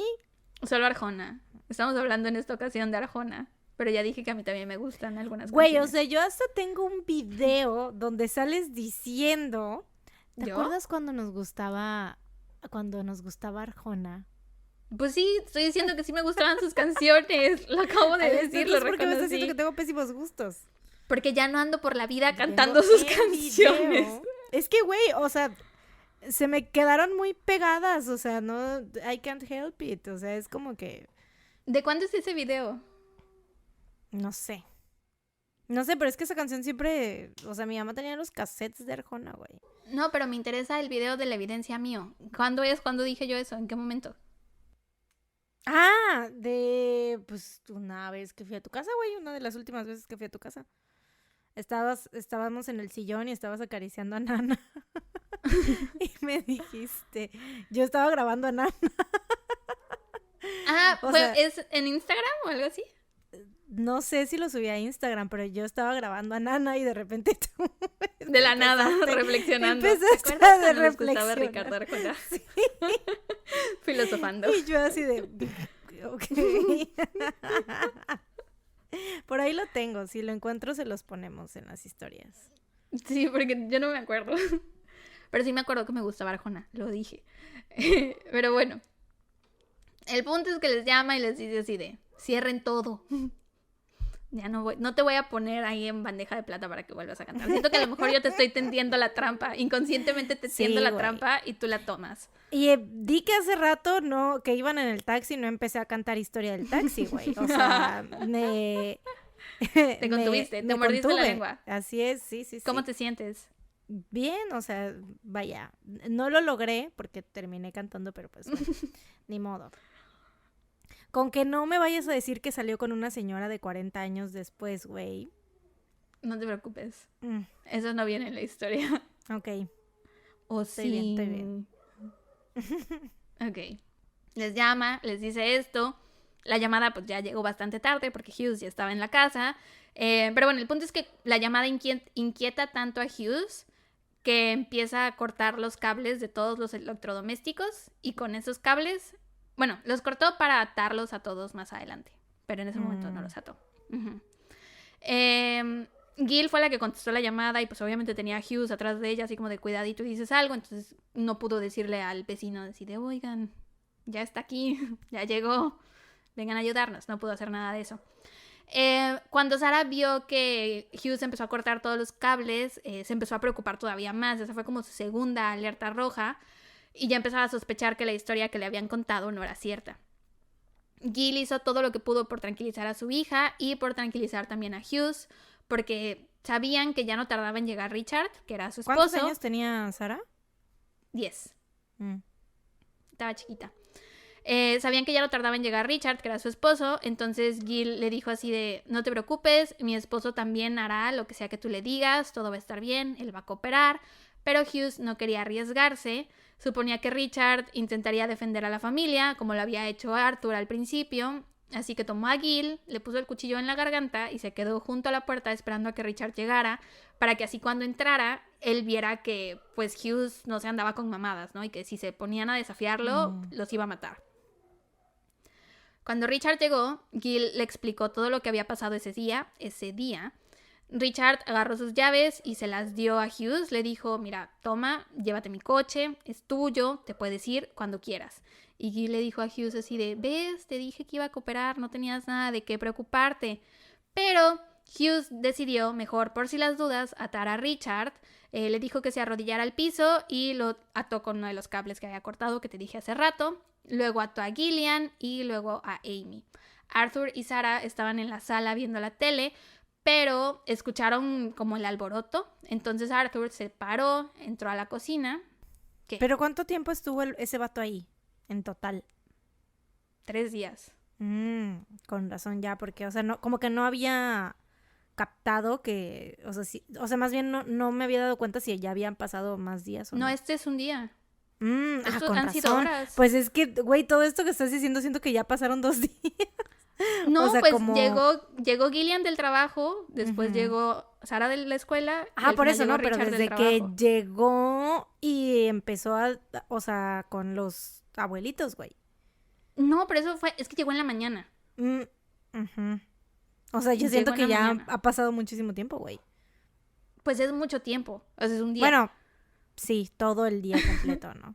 Sí, pero bueno, el punto es que Arthur escucha esto, se para, va a la cocina y ve a su esposa, hija y yerno amarrados y de nuevo se le quiere poner al tú por tú a Hughes, le empieza a reclamar, pero Hughes empuja al hombre al piso y lo amarra de brazos y piernas. De nuevo Arthur intentó defenderse, pero pues ya estaba muy grande, tenía 70 y algo de años. La última en entrar a la cocina fue Sarah, quien al ver la escena se le fue encima a Hughes diciéndole que era un bully, que dejara en paz a su familia, estaba llorando así un montón y se fue a acurrucar junto a su papá y le pidió a Hughes casi rogándole que no les hiciera daño. Después Hughes tomó un pedazo de tela y le quitó las dentaduras a los Minton, o sea, a Arthur y a Amy. Sin razón alguna, no había motivo para quitarles la dentadura en realidad, más que para humillarlos. Se las quitó y los amordazó a todos. Se llevó a Richard a la planta alta y lo dejó en la cama del cuarto de visitas. Después tomó a Gil y la puso en su cama. Después tomó a Amy y la dejó en la cama de Sarah. Y prácticamente a todos los dejó en áreas distintas de la cabaña. Cayó la noche, esta es la primera noche. La cabaña se quedó en absoluto silencio. Todos estaban solos en distintas partes de la casa, preguntándose si tal vez Hughes se había ido. Todos estaban por su parte pensando así de, ¿será que me muevo, me desato, ya salgo, seguramente ya se fue, bla, bla, bla? Pero Sarah logró verlo y gritó, no se ha ido, solo se está escondiendo. Así que Hughes la agarró y se la llevó a encerrar a otro cuarto y ahí la dejó sola. Amy logró quitarse las ataduras y se fue a la habitación donde estaba Gil, pero Gil le dijo así de que no escuchaste que el tipo sigue aquí, regresa donde te había puesto, ¿no? Entonces Amy se metió de nuevo a la habitación y se amarró como pudo, pero Hughes había ya escuchado todo, subió a la planta alta y fue a amarrar aún más fuerte a Amy. Después bajó, abajo solo estaba Arthur, que estaba amarrado a una silla y herido por los golpes que le había dado. De pronto, Hughes empezó a apuñalarlo repetidamente hasta que lo mató. No se sabe exactamente cuántas puñaladas le dio, pero al menos fueron 12. Después simplemente lo cubrió con una sábana, cerró la puerta de la habitación y se fue como si nada. Después se fue a la habitación en donde había dejado a Sarah y la apuñaló a muerte también.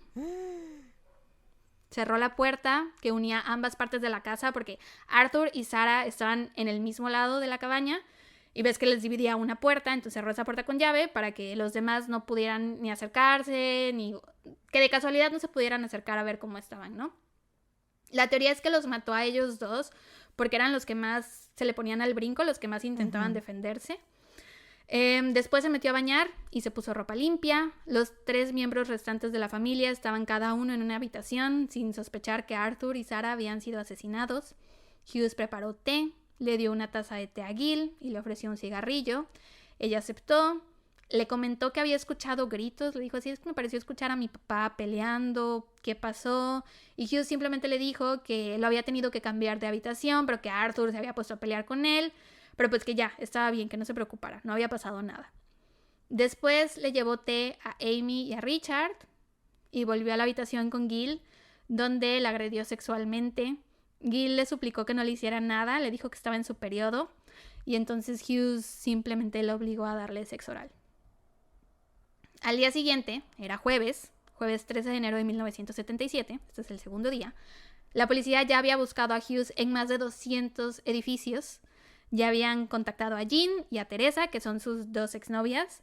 Las dos estaban bueno, Jean es su esposa, de hecho seguían casados, y Teresa sí es su exnovia, ¿no? Las dos estaban aterradas a muerte. Esa mañana buscaron en 120 edificios más, pero de nuevo no estaban buscando en el área correcta. Hughes desamarró a Gil, la llevó a la planta baja y le ordenó que preparara el desayuno. El ambiente estaba súper calmado, como si Hughes fuera parte de la familia o fuera una visita normal o algo. También le ordenó que telefoneara a su trabajo diciendo que no se presentaría y que también llamara al colegio de Sarah para decirles que no iría a clases ese día. Gil lo hizo y después le pidió por favor que la dejara ver a su hija, pero Hughes le respondió que no porque la niña seguía dormida. Cuando terminó de hacer las llamadas, Hughes le dijo, mira, tú vete a dejarle el desayuno a Amy y a Richard y yo le llevo su desayuno a Arthur y Sarah. Gil hizo lo que se le ordenó. Todavía le dijo a su mamá como para tranquilizarla así de, no te preocupes, ma, ya le están llevando desayuno a mi papá y a Sarah, no pasa nada. Y después le llevó el desayuno a Richard y le contó lo que había pasado la noche anterior. Se abrazaron y lloraron juntos e hicieron planes para irse de viaje juntos cuando todo terminara. De pronto alguien tocó la puerta. Hughes se paniqueó horrible y le preguntó a Gil si estaba esperando visitas ese día y sí, ese día tocaba que fueran los que retiraban los residuos sépticos. Iban cada determinado día o cada determinado tiempo y ese día tocaba que fueran, pero la verdad es que a Gillian se le olvidó por todo lo que había pasado. Entonces pues ya estaban ahí. Hughes le dijo que sí los atendiera, pero que cuidadito y decía algo, porque si decía algo los iba a matar a todos. Ella hizo lo que se le ordenó. Al final los hombres se fueron sin sospechar absolutamente nada. Obviamente ella lo que más quería era pedir ayuda, decirle a la gente lo que estaba pasando, pero temía que Hughes lastimara a su familia. Ella no sabía que ella había matado a su papá y a su hija. Ya había matado a su hija. Y verdaderamente pensó que se iba a ir pronto, sin hacerles daño. Después Hughes hizo que Richard llamara a su teléfono, llamara a su trabajo para decir que no se presentaría a trabajar ese día. Y esta parte que viene es muy frustrante. Hughes mandó a Gil a comprar periódicos y cigarros como para ver si había policías en las carreteras o policías cerca, si el camino estaba despejado. La mandó en el coche, la mandó sola. Sí, y le dijo, tengo a tu familia aquí, Gil, no hagas nada estúpido. Y de nuevo ella creía que el tipo ya se iba a ir y no sabía que había matado a su papá y a su hija. Así que salió a comprar las cosas y no le dijo nada a nadie. Tomó una ruta de ida y otra de regreso, todavía como para asegurarse súper bien que no hubieran policías por ahí cerca, y regresó a la casa muy emocionada porque no había visto ningún policía, entonces estaba feliz de informarle a Hughes que el camino estaba libre y que se podía ir cuando quisiera. Ay, no, güey. Sí. Mientras Gil no estaba, Hughes tomó el cuerpo de Arthur y lo escondió bien en una esquina de la habitación, porque en donde lo había dejado era en una silla que estaba no cerca de la ventana, pero se podía ver su sombra en la ventana a través de la cortina, ¿no? Entonces, Gil antes de irse había notado la sombra de su papá y le había pedido a Hughes que la dejara verlo. Así que cuando Gil regresa a la casa y le da la buena noticia de que ya se podía ir, notó que ya no veía la sombra de su papá en la ventana y le preguntó a Hughes que qué había pasado, que dónde estaba su papá, y él le respondió diciéndole que se lo había llevado a su habitación porque estaba muy incómodo en la silla y quería descansar, entonces que ya estaba acostado en su cama, que no se preocupara. Esto tranquilizó a Gil, quien le pidió una vez más a Hughes que la dejara ver a su hija Sarah. Hughes se negó de nuevo y ella ya no quiso insistir para no hacerlo enojar. Después Hughes le dijo a Gil que ya no tardaba en irse, que iba a juntar todas sus cosas y le iba a pedir a Richard que lo fuera a dejar por el camino. Ella obviamente se emocionó, pero de pronto Hughes le empezó a manosear de nuevo y le empezó a besar y ella le pidió que se detuviera. Él la ignoró y la llevó a la planta alta donde la ató de nuevo y ahora sí la violó. Después la dejó sola en la habitación para que se vistiera y bajó, abrió una botella de whisky, desató a Amy y a Richard. Gil bajó, se pusieron a jugar cartas, a beber whisky juntos. Todos estaban muy felices porque Hughes ya se iba a ir. O sea, Hughes estaba feliz porque decía, sí, no hay policías, ya me puedo ir. Y la familia estaba feliz así de, sí, ya se va a ir, ¿no? Gil preparó la cena esa noche para todos. Hughes tomó 2 platos y se los llevó a Arthur y a Sarah, o al menos eso le dijo a los demás. Esa noche todos estaban de muy buen ánimo, estaban relajados y no podían esperar por el momento en que Hughes por fin se pudiera ir. Pero desafortunadamente esa noche cayó muchísima nieve y era imposible que pudieran manejar. La fuerte nevada también obstaculizó la búsqueda de las autoridades. 2 helicópteros del ejército fueron desplegados para ayudar, pero pronto fueron puestos en tierra por la nieve. Un equipo de búsqueda trabajó a lo largo del lado este de la A619 y Pottery Cottage estaba a 200 metros de distancia de ese lugar. La policía incluso llegó a la cabaña más cercana a Pottery Cottage, pero como vieron la chimenea encendida y vieron las luces prendidas y vieron que había un coche afuera y todo lo vieron muy normal, creyeron que todo marchaba bien y no consideraron necesario acercarse a revisar. Así que no se acercaron a revisar y se fueron. Y después de eso las búsquedas se suspendieron debido al clima. No sé cómo ni por qué, pero Hughes escuchó que las búsquedas se habían suspendido. No sé si se robó el radio de alguno de los 2 policías que había atacado en el taxi o si a lo mejor lo anunciaron en la radio normal o qué, pero el punto es que él se enteró que se habían suspendido las búsquedas y dijo, ok, voy a intentar irme esta noche.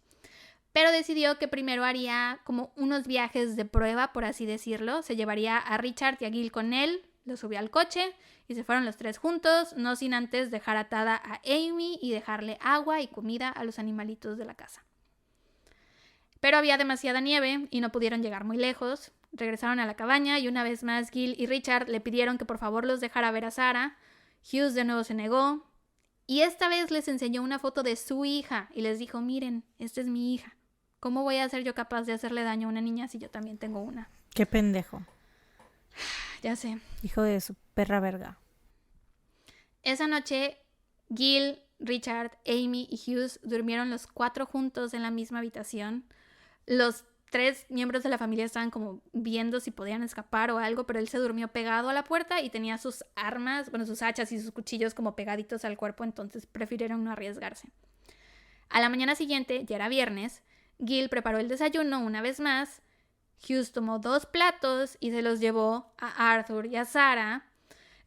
Cuando salió de ese lado de la cabaña, todavía le dijo a Gil que Arthur y Sarah estaban muy aburridos y que a lo mejor ya esa tarde los iba a dejar salir de sus habitaciones. Le pidió a Gil que le preparara una lista de cosas para ese día, porque ese día ya se iba a ir.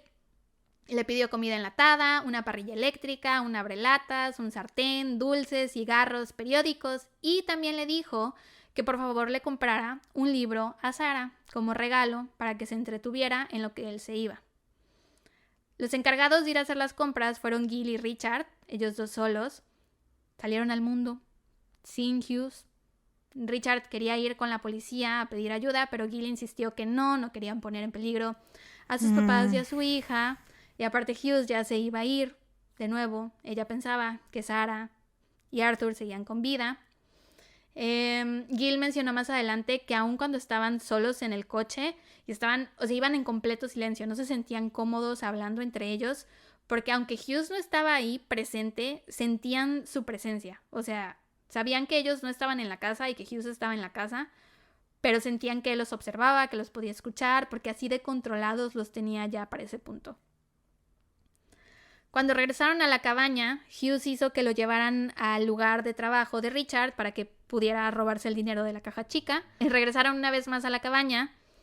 Hughes estaba de súper buen humor, estaba jugando con los perros, dándoles de comer, acariciándolos, bla, bla, bla.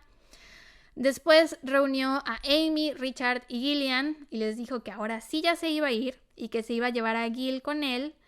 Ella lo iba a dejar en algún lado, en donde él se iba a robar otro coche. Él escaparía, ya no lo volverían a ver y Gil podría regresar a la cabaña a desatarlos a todos y ya, todos podrían ser felices de nuevo. Entonces, dejaron amarrados a Richard y a Amy y se fueron. Después de un rato, Richard y Amy empezaron a desatarse porque ya había pasado algo de tiempo, sospechaban que ya debían de estar bastante lejos. Mientras tanto, en el coche, Hughes se dio cuenta que había olvidado un mapa e insistió en volver a la cabaña. Gil le dijo así de: no, mira, podemos pasar a una tienda, podemos comprar otro, porque ella pensaba seguramente ya se desataron, no conviene que regresemos. Estaba intentando convencerlo de comprarlo en otra tienda, que no se preocupara, bla, bla, bla, pero él insistió, así que regresaron a la cabaña. Estacionó el coche afuera de la casa, le ordenó a Gil que no se bajara, solo se bajó él, entró y vio que Richard y Amy ya estaban soltándose. Al ver esto, enfureció, tomó su cuchillo y los apuñaló a muerte a los dos. Después se cambió de ropa y salió como si nada, con su mapa en la mano, diciéndole a Gil que ya estaba listo para irse.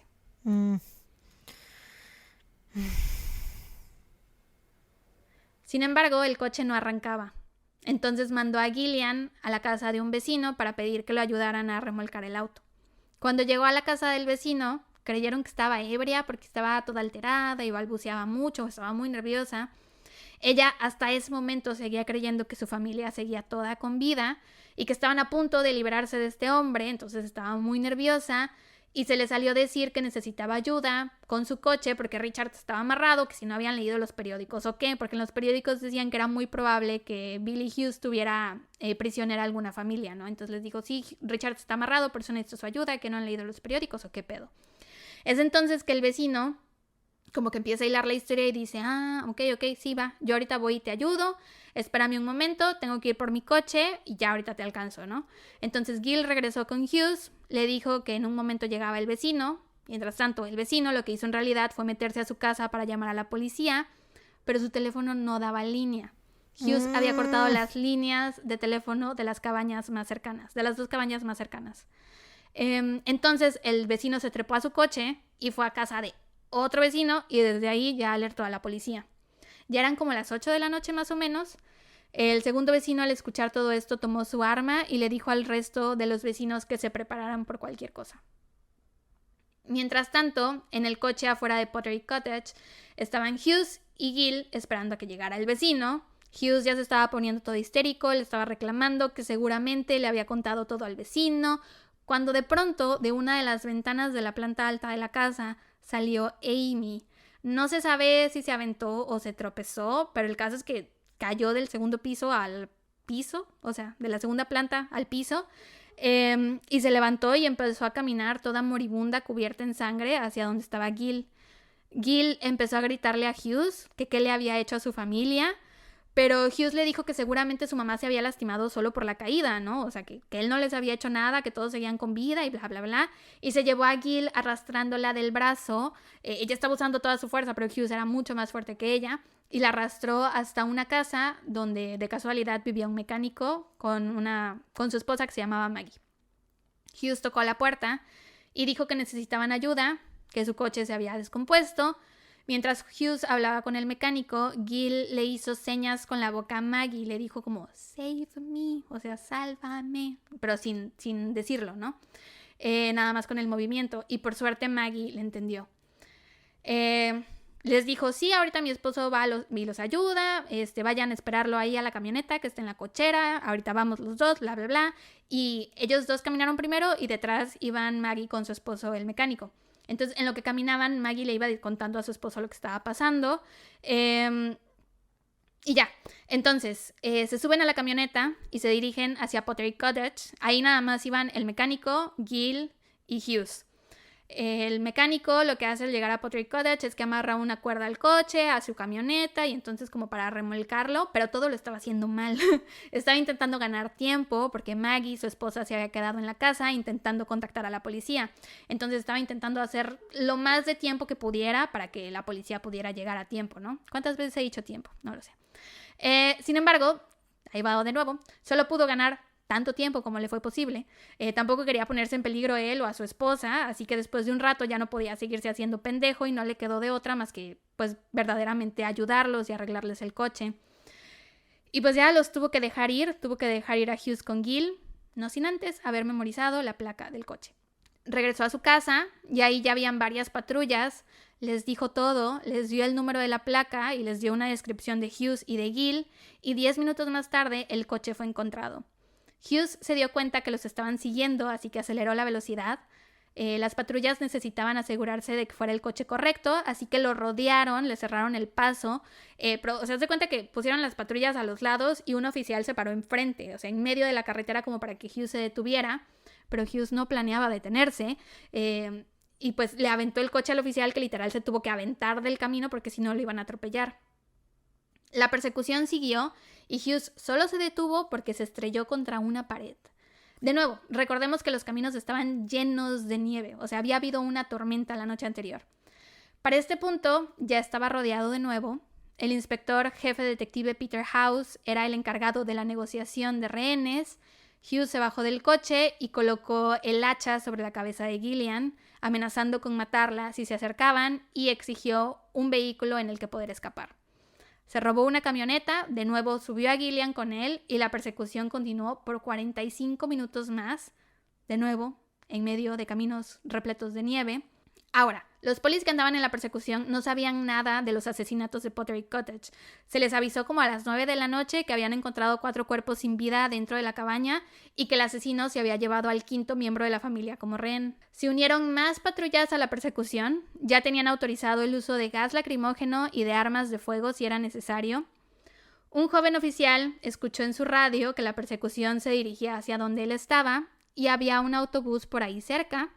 Entonces tomó el autobús, que estaba vacío por cierto, y lo colocó a mitad del camino para bloquear el paso. Ahí sí Hughes la pensó más, dijo, bueno, esto no es un coche, no es una persona, es un autobús, no me la voy a librar. Entonces dio un volantazo y se estrelló contra la nieve.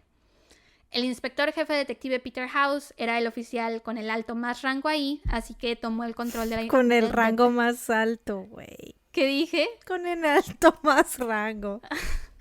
Un brinco muy salto. Estoy harta, un cerco de changre. Con el alto más rango. Coño. She has done it again. Maldita sea. Ladies and gentlemen, Sara Rejón. Déjame ver si sí lo escribí bien. No, lo escribí mal. Dije, era el oficial con el alto más rango. Ahí, así lo escribí. Maldita sea.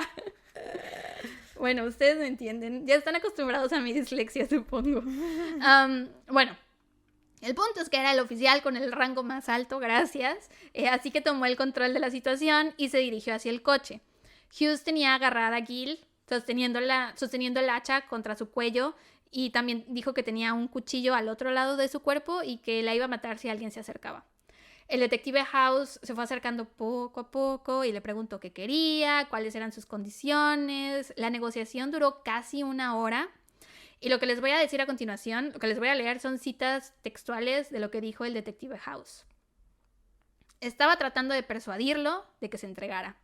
Le dijo a Gil... porque para esto, en lo que está la negociación, él volvió a meter a Gil a la camioneta, ¿no? Pues no tenía caso tenerla ahí parada, la volvió a meter a la camioneta. Entonces el oficial dijo, estaba tratando de persuadirlo de que se entregara. Le dijo a Gil que saliera por la puerta del pasajero, pero ella estaba aterrorizada y se negó a moverse. Perdió el control y nos gritó a ella y a mí. Él gritó, bien, se acabó el tiempo, y fue por ella. Traté de detenerlo y me metí por la ventanilla del auto. Entonces, uno de los agentes de armas de fuego disparó por la ventana trasera. La bala lo golpeó en la parte posterior de la cabeza, pero sorprendentemente no penetró en su cráneo. Simplemente le rebotó y lo volvió más salvaje mientras continuaba luchando. No sé cómo, güey, no sé de qué estaba hecho este hombre, pero la bala le rebotó de la cabeza. Fueron necesarios, ahí ya se termina la cita que dijo el güey, detective. ¿Terminator o qué? No sé, güey, no sé.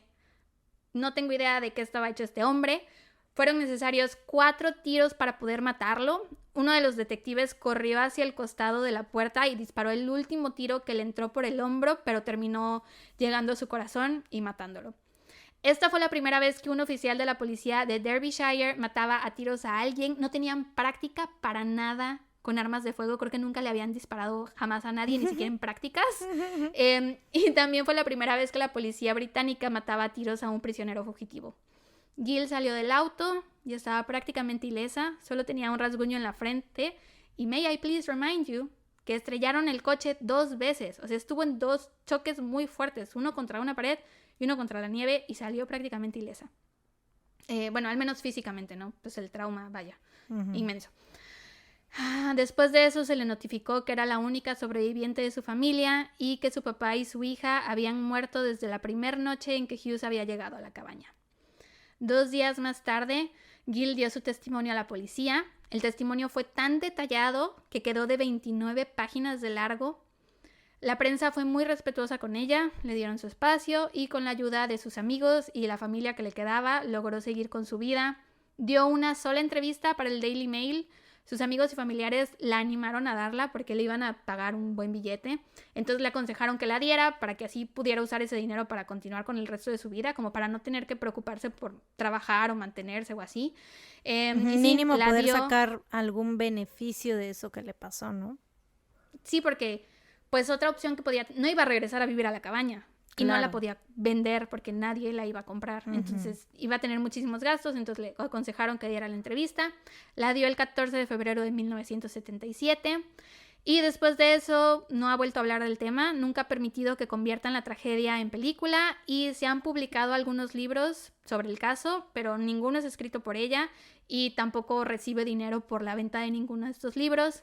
Se volvió a casar y tuvo otro hijo, lo cual me parece increíble que haya tenido la fuerza de hacerlo. Y eso es prácticamente todo sobre este caso. Mis fuentes fueron Wikipedia, un artículo del Lancashire Post que fue publicado el 2 de junio del 2017, el episodio 7 y 8 del podcast Seeing Red, el episodio 73, parte 1 y parte 2 del podcast A True Crime Couple, de nuevo mi dislexia. A True Crime Couple. Y bueno, ves que te dije que había libros. Hay uno que se llama The Pottery Cottage Murders y fue escrito por nada más y nada menos que Peter House, que fue el inspector jefe detective del alto más rango. Pedro Casa. ¿Quién es ese? Pedro Casa, Peter House. Ah, sí, Pedro Casa. Él es el que estuvo en la persecución encargada de la negociación junto con Carol Ann Lee. Yo no leí este libro, pero en los 2 podcasts que escuché lo mencionan como parte de sus fuentes de investigación, así que me pareció prudente ponerlo en mis fuentes. Y si lo quieren leer, dicen que está súper detallado. Y ahora sí, eso fue todo. Ya terminé, me duele la garganta. Lo noté, al final es como que estabas así como que calm, sí, todo bien, y luego no me di cuenta que estaba hablando rápido. ¿A partir de qué momento empecé a hablar rápido? Como a partir de la segunda noche, creo.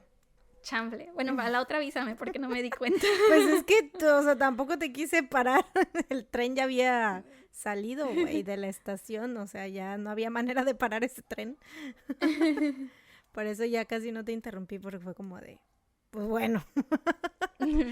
Pero bueno, gran caso. O sea, no creo. Hay una gran coincidencia con el caso que yo voy a contar la próxima semana. Sí, por eso la sonrisa en mi cara en este momento. Estoy emocionada porque escuches el caso que te voy a contar. Y que yo creo que, o sea, si pudiéramos, es que no hay manera de que podamos, o sea, es que ya se me ocurre un título, pero pues te tendría que decir cuál es mi caso para poder poner ese título, pero no, mejor no. Ok. Se puede cambiar el título después. Ajá, exacto, yo creo que después cambiaremos el título. A lo mejor solo le ponemos ahorita episodio 60 parte 1. Ándale, sí, eso podemos hacer. Pero bueno, qué qué horror, güey. La neta, para Gill ¿Gil o Jill? Gillian. O sea, yo creo que lo más perturbante de esto es que estuvo en esa casa con su papá y su hija muertos en la habitación de arriba y no, o sea, sin saberlo. Y que hasta estuvo cotorreando con el güey, tomando whisky y todo, y su papá y su hija ahí muertos arriba, güey, o sea, no. Y ya no tenía necesidad, o sea, ya para qué matar a... O sea, para qué matar en primera a todos, ¿no? O sea, pero no había ya necesidad, después... le estaban dando un coche, se podía ir Sí, cuando quisiera. exacto, o sea, todos estaban cooperando súper bien con él, güey. Gil le demostró que no, o sea, 2 veces que no lo iba a delatar ni nada. O sea, le demostró que estaban cooperando, que no lo habían acusado con la policía, güey, o sea... A mí lo que me parece más increíble de esta historia es que al final todo salió mal. O sea, todo salió mal. Se estaban yendo, se le olvidó el mapa. Tuvieron que regresar. Ahí mató a la mamá y al esposo, ¿no? Después, el coche no arrancaba. Después, el teléfono del vecino no servía. Después, el vecino le llama a la policía y dijo que regresaba y no regresó. Después, la otra vecina llama a la policía, se tarda en llegar. El mecánico... Y la policía, o sea, aparte, pudo, ya no le habían llamado a la policía y no llegaba la policía, güey. Después, la persecución, que el vato no se detenía. Dos persecuciones tuvieron en la misma sí, güey, noche. Yo no me Después imagino... que ni con el balazo se moría, güey. De verdad parece que la persona que controla la Matrix, que escribió esa parte de nuestra historia, no sé qué pedo, porque neta parece que... ¿Qué pedo con los aliens que escribieron esta parte de la simulación, güey? A ver, díganos sí, qué porque chingados. ¿cómo es posible que todo eso saliera mal? Es literal, güey, yo me imagino al alien así tipo, no sé, como David Fincher, así de que escribiendo todos los, o como, no, ¿sabes cómo? Como M. Night Shyamalan, el que hizo Fragmentado y esas películas, así de, sí. A ver qué pinche plot twist vamos a hacer, todos ¿no? los así. Peores escenarios posibles van a ocurrir, o sea, en esta tragedia. Sí, frustrando el escape o el qué horror, güey, qué feo. Sí, güey, porque si no se le hubiera olvidado el mapa, güey, nada de eso. Bueno, o sea, Arthur y Sarah sí ya habían muerto, ya los había asesinado, pero su mamá seguía con vida, Richard seguía con vida. Pero pues... Pero bueno. Pobre Gil. Lo que también me parece muy impresionante es que pues se haya vuelto a enamorar, que sea mamá de nuevo. Sí, que haya tenido la fuerza emocional para darse esa segunda oportunidad de ella, ¿no? Sí, después de haber perdido a todo su círculo más nuclear, ¿no? Ay, qué triste, pobrecita. Pero bueno, ya. I'm tired. Bueno. I'm tired, man. In fires, man. ¿Tienes dato feliz? ¿Vamos a dar dato feliz o hasta el próximo episodio? Yo creo que en este tú deberías dar el dato feliz y en el otro yo debería dar el dato feliz, porque ahorita hablé mucho yo y poco tú, y en el siguiente hablarás mucho tú y poco yo. Poco yo. Ok, mi dato feliz es The One and Only. Este fin de semana que pasó, mi bisabuelita cumplió 100 años y es, güey, ay no, voy a llorar, güey. Ya sé que siempre lo digo y ni lloro al final, pero es como que creo que es mi manera de frenar mi llanto antes de. Es que, güey, mi abuelita, o sea, 100 años, güey, bisabuelita, perdón, 100 años y está súper cuerda, súper, o sea... Creo que deberíamos usar otra palabra, lúcida. Bueno, lúcida y súper, de que, o sea, te habla normal, se acuerda de todo, güey, o sea, yo tenía años que no la veía, güey. Años, así, años. Creo que tenía como 17 años, 16 años la última vez, o sea, más de 10 años. No, ya ni sé cuántos años tenía. Y, güey, se acordaba de mí. Y aparte, me preguntó si todavía seguía en Puebla. O sea, una señora de 100 años, güey. O sea, yo no termino de entender qué onda, güey. Pero sí, o sea, súper normal, como no sé, güey. O sea, como que tiene la mente muy joven, al parecer. Sí, ¿no? Sí, totalmente. Wow. Y me mandó mi mamá después un video, porque mi mamá se quedó allá con ella, fuimos a visitarla, ¿no? Y mi mamá se quedó allá con ella. Y ahorita me mandó un video, antier, ayer no me acuerdo, porque le regalé unos aretitos, ¿no? Y me mandó mi mamá un video así que sale mi bisabuelita así enseñándome los aretitos, que viera que traía el regalo puesto y así. Ay, voy a llorar ahora sí. Qué bonito. Es que sí, y pues la verdad estuvo muy bonito. La quiero mucho. Mi Qué bueno, bisabuelita, me da gusto. Carmelita. Me da mucho gusto por ti. Saludos a la bisabuelita Carmelita. Que no Obviamente nos está no escuchando, escucha pero ni, le mandamos le vamos a saludos. decir que lo escuche porque no, hombre, o sea, esto no. No quiero, no quiero que en sus últimos años esté escuchando estas cosas. Estas cosas. Sí, y a mí diciendo groserías a cada rato, güey. Tanta peladez. Sí, o sea, no. Chamaca pelada. Me tienen Está muy bien. buen concepto como para Es que no arruinarle te la conoce imagen bien. que tiene. Obviamente no, güey, no me ha visto. O sea, como ha convivido muy poco conmigo, güey, obviamente me tiene muy buen concepto. Bueno, pues ya saben, este fue el final de la primera parte. Primera parte. Esperen con ansias la segunda parte para que vean cuál es, en este momento, güey, no puedo con este secreto porque solo yo sé cuál es la coincidencia que hay aquí y no puedo con esto, güey. Estás creando altas expectativas y si la coincidencia no es tan... O sea, es que no es como algo tan específico, sino más general, pero sí es una coincidencia muy cabrona. No vayas a salir como la coincidencia del Patreon de kilómetros. No, de 3, 40 4 kilómetros. No es así, no es así. Te lo juro que no es así. Pero bueno, Está bien. esperen con ansias el próximo episodio para saber cuál es la gran coincidencia y pues Estoy para emocionada escuchar... porque no me toca hacer nada esta Sí. semana. Pues para escuchar qué caso les voy a contar. Sí, vas a ver que se siente padre no tener como que ese peso sobre tus hombros de que... El pendiente del podcast. De que no tienes que redactar nada, o sea, no Oh. tienes que investigar nada, es como una semana de vacaciones, así. Qué Y que chido. aparte, o sea, porque va a haber episodio, ¿no? Entonces no es como que vas a Sí, estar sí, así sí. de que no va a haber episodio, no. O sea, va a haber episodio y tú no tienes que hacer nada. Qué chido. Ya la estoy disfrutando. Está empezando ahorita, ya la estoy disfrutando. Ya está empezando, así es. Pero bueno, nos escuchan la próxima semana, normal, el miércoles, con un episodio más de su podcast favorito. Mientras tanto, cuídense. Y recuerden, No No salgan de salgan de casa.